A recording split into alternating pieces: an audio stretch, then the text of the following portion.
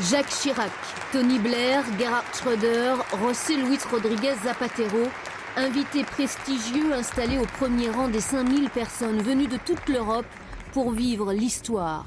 L'histoire du plus gros avion du monde. Raconter les histoires, c'est ce qui mène le monde. Un hologramme pour conteur. Un texte rédigé par l'écrivain Éric Orsena.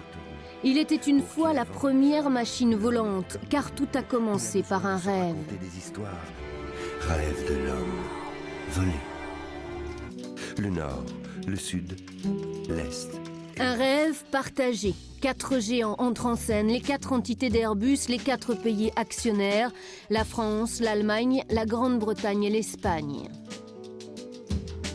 Ces personnages portent un livre d'où décollent des avions.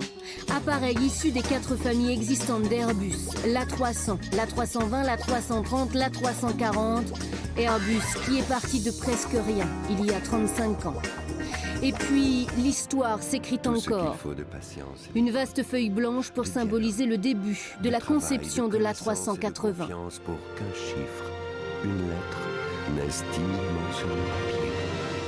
Juillet 2000, la compagnie aérienne Emirates annonce son intention de commander 7 A3XX. Aujourd'hui, elles sont 13 compagnies clientes. Les interviews des 13 PDG de ces compagnies ont été enregistrées, diffusées dans des écrans géants circulaires. Ils donnent les critères de performance de l'A380. Espace, confort, sécurité, environnement. C'est l'avion le plus gros, le plus moderne, le plus cher, le moins bruyant, le moins polluant. Des enfants, la génération A380 tire sur la corde. Enfin, le voile de tulle tombe, le voici, l'A380 encore enrobé de bleu. Bleu, blanc, gris, l'A380 numéro 1 entre dans la lumière.